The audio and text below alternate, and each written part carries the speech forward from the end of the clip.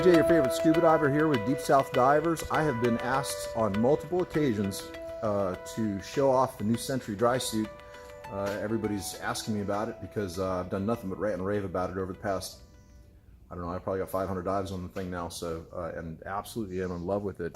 I'm going to break it out here, kind of show you guys. You know what, let me put the tailgate down on my old truck here, and I'll break this thing out for you and I'll let you take a look at it. This is kind of classified material, so this doesn't go any further than just us, but anyway, I got some, this is the Sentry. You can see Sentry on here. I've got some other dry suits as well, a couple wet suits hanging up here. This is just my garage. I got a shop too. This isn't everything, but anyway, I'm going to break out the Sentry and let you guys take a look at it so that you have an idea of what to expect when it comes out. Not really supposed to talk about it, so this is totally private information. This is the Sentry dry suit. Probably looks a lot like the tri-laminates that you guys are accustomed to. This particular suit, you can tell I've got a custom warm neck collar on it. I've got a silicone seal for a neck seal, and I've got a SciTech quick neck underneath of this collar, and I'll get into that in a second. This is all custom by Dive Right In Scuba. You can tell I've got a regular shell inflator valve square on the chest, and then the dry suit valve modification using a Trigon P valve as the top. That is a double redundant umbrella check valve, non-adjustable, very low profile exhaust valve.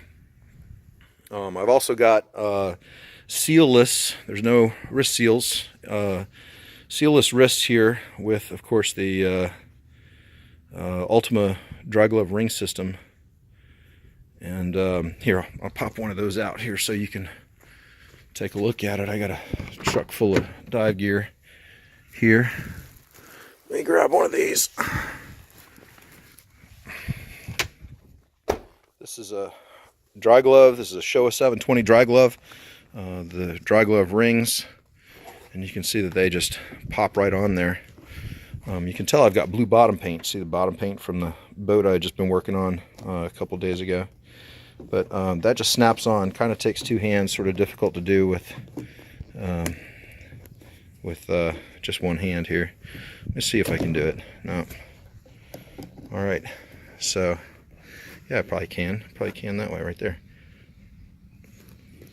All right, that's on. No, almost on. See that? There we go. That's on. So now you've got a completely sealed dry suit, no wrist seals at all. That's how I like to dive it. And the gloves are completely reliable, believe it or not. Those are nitrile, and they are supported. They do have a fabric liner inside, an acrylic liner, and they are very durable. I don't know how many dives I've got on that glove. Well, that might be one of the new gloves. Let me see right. Yeah, that's one of the new gloves, so that's not a fair comparison. But anyway, Showa Atlas 720R for you guys overseas, 720 here in the U.S. But anyway, that just clips right on, just like that, completely sealed, totally waterproof. Here's another look at a sealless wrist, which is great. Makes donning and doffing very easy. I didn't bother with wrist seals because the tendons of my arm channel water like crazy, and there's just no point whatsoever for a wrist seal for me. So anyway, so I've got that modification, I've got this modification, I've got a totally different neck seal. What else do I have on it? YKK plastic zip. This thing is flat, totally waterproof, very little maintenance. You put a little silicone down here in the dock every once in a blue moon, and the thing opens great. See if I can do that with one hand. Let's see. So you hold that with one hand and just sort of pull, and here, I'll hold it with an elbow. There you go. Just like that. That is it. There's no spine. It doesn't stand up. There's no metal teeth. It's extremely flexible. And I just cleaned the suit up from having done a boat bottom job. You can tell I missed some bottom paint in here and on the wrists. Anyway, I cleaned it up. Apparently I missed underneath of the zipper. You can see I got a ton of ton of grass shrimp underneath of the zipper. And anyway, there's a point to that. The point is that this plastic zip is that durable and trustworthy that even if you miss and you get a whole bunch of junk in the teeth, it doesn't bother it at all. It is sealed up 100%, and I have absolutely no qualms, no questions whatsoever about its ability to seal. You can see these teeth here have got some some bio right in them, and yet it's dry. It's super dry. Never had any problem with the YKK plastic zip. It is almost identical to the Tie-Zip Master Seal, which is their latest model. Trying to hold and zip at the same time. You can tell it goes very easily. It's very flexible when it's zipped, and it is completely flat. So it is. All right, I want to show you what the interior looked like as well. It's a smooth nylon. It's very nice, and it allows things to move and slip around inside of there very well. So I'm really happy with it. Let me go ahead and open this up the rest of the way. I'm gonna put this down. All right, so opened all the way. You can tell I've just got it sitting on a hanger, and you'll notice suspenders. So she is suspended. It is a bib suspender system. The bib connects to the interior of the suit and below the extending torso. So when you're wearing this, this supports the pants and the bottom half of the suit, and that really adds to the fit and finish of the suit. The crotch is where it's supposed to be instead of hanging down, and yet you still have plenty of room to be able to move around inside of the suit and don and doff appropriately. The suspenders are large elastic suspenders, and of course they clip and unclip. There's a pocket on the interior. Remember, this is a prototype suit, and I'm not sure if they're going to have the pocket look like this or not. I imagine they'll probably put a zipper or something on it, but they had just done this for the, for the prototype. I'm not sure. I don't know what the end result is really going to look like. But here you can see too what the neck seal looks like. This, of course, I opted for the SeaJay quick neck ring system. Right, and that's a silicone seal that I've got inside of that suit. It just pops right in and out. There's your ring that actually just holds the seal in. So I can put whatever seal I want in there, and the one I've got, of course, is a silicone seal. I've got that already trimmed properly to my neck size. So anyway, standard design here. You've got a telescoping torso. The Sentry uses the ATX torso, which is a type of, there's elastic in it. So there's no need for a crotch strap, which is super cool and very nice. You know, you don it, and then you just sort of, pull down on the sides, and it goes right into place. It's very comfortable. Have had absolutely no problems with it. It's very easy to don and doff. Another option that I have on this suit, and this is a BARE factory option, were pockets. And I went with the zipper pockets because of all this bio. It tends to, all the grass shrimp and salt and sediment and all the stuff that gets on the suits. It really clogs up Velcro pretty bad. So we go for the zipper, the zipper pockets. And I only did one on the right thigh only. You can get no pockets. You have, I think there's 3 different options for pockets themselves, and of course you can have them placed wherever you want. And I just picked right side only because that's really the only one that I ever use. And the left pocket gets in the way when you're doing the walrus maneuver, getting out of the water, which is just sort of jumping up and flopping on a dock and sort of rolling over. I always roll over on my left hip. So I went without a pocket on my left hip. But that's an option. Another thing that's really cool about the suit is that you've got these nice big Kevlar pads. These, of course, start out black. After several hundred dives, they're going to sort of turn like a light brownish color when they're dry. When they're wet, they're black again. But anyway, this is in basically a working diver environment. I want to say commercial, but there's going to be a lot of commercial certified divers out there that are going to take issue with that. So I'll just call myself a working diver. And anyway, look at those knees. I mean, 500 dives, doing salvage and all kinds of stuff, no issues whatsoever.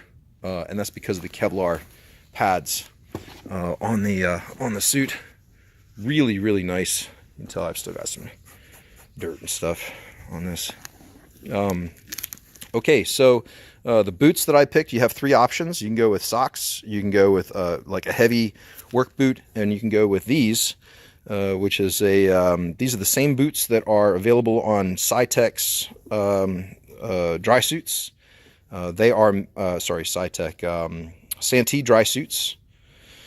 These are SeaTech's boots. These are called the SeaTech Tech Boot, and the top is neoprene.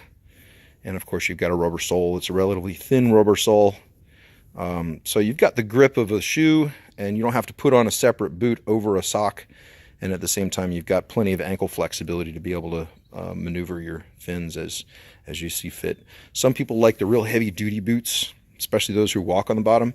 And in commercial diving, that's actually a thing. So, some people like the heavy boots and some people don't.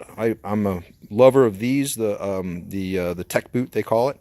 And of course, you can get it pretty much in any size you want, whatever fits you.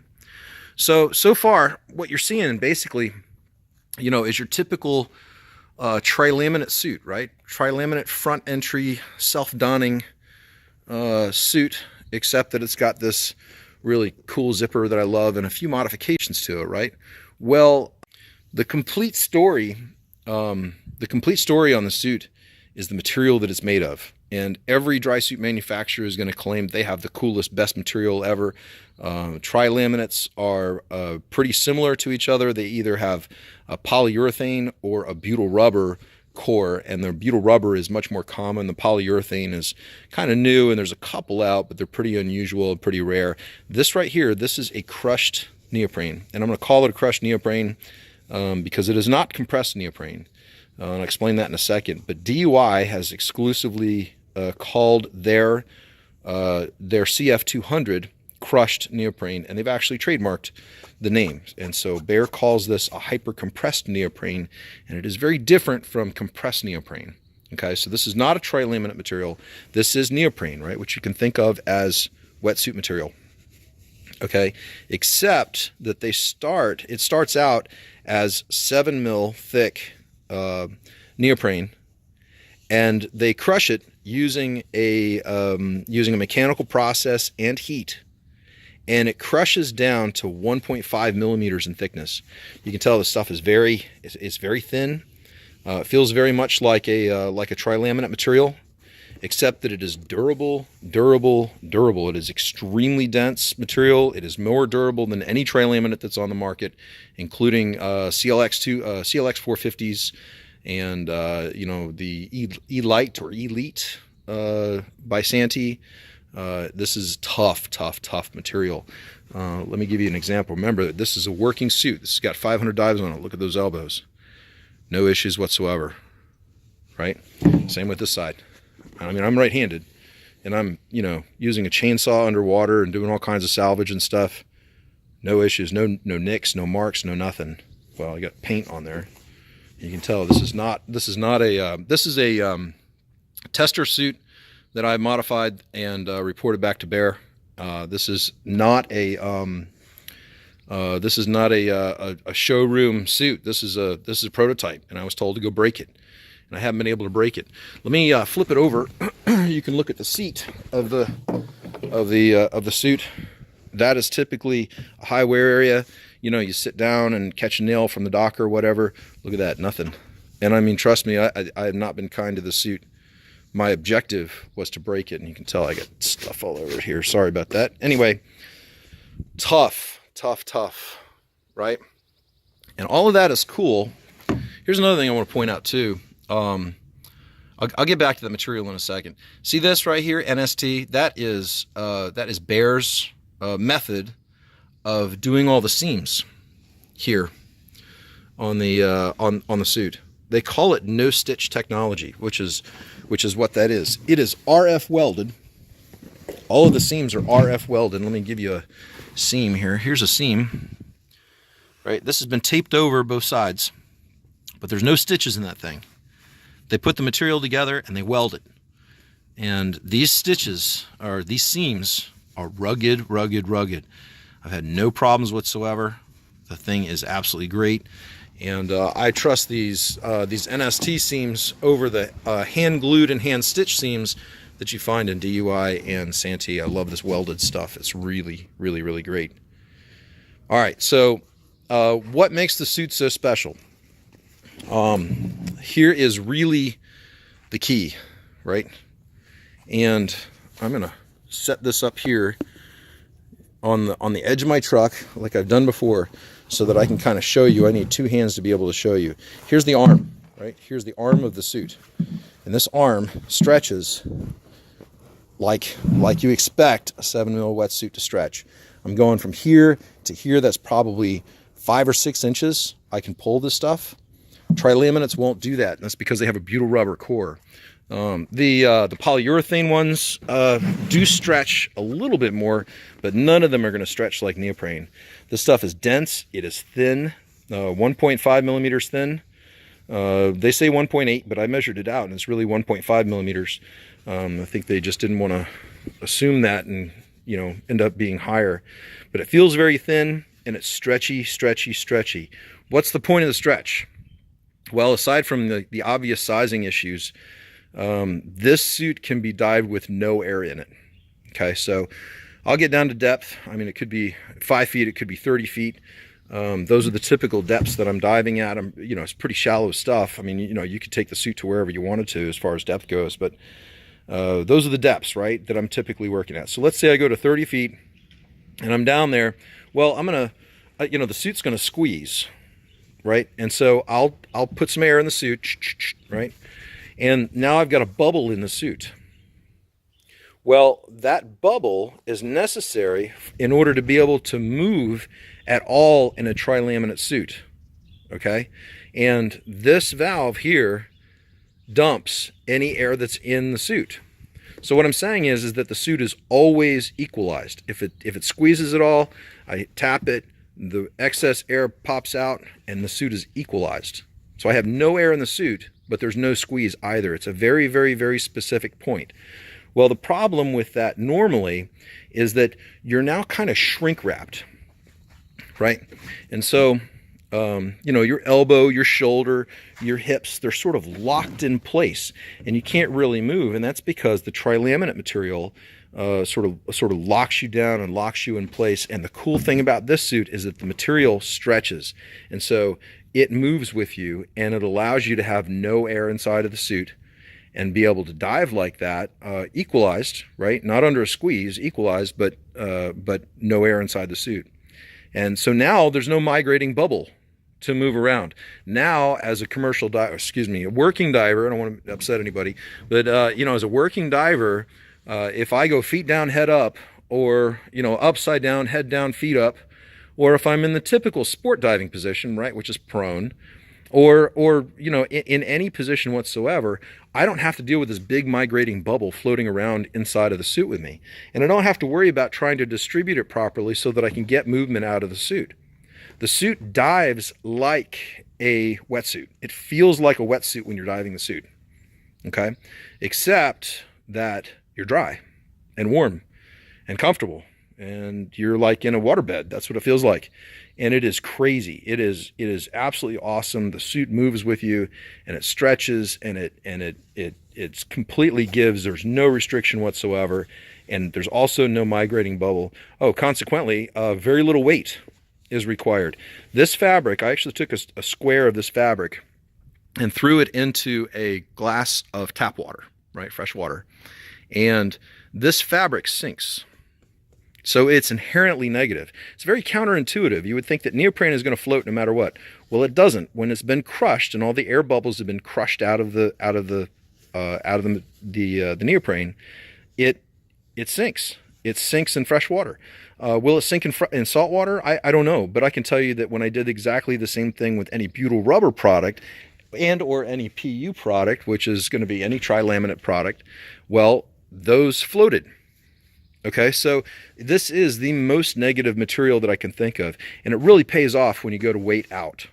Okay, so this suit right here with full winter gear, and I'm talking like a fourth element Arctic underneath of this suit, and a J2 base layer or an Under Armour base layer underneath of the Arctic undergarment. Then I'm wading out about like a 5 mil suit, like a 5 mil wetsuit. So consequently, my whole rig is very light. I'm very happy with the suit. It's rugged as anything. It is beautifully made. It is dry, and it just does a phenomenal job of moving with the diver. Absolutely no restrictions whatsoever.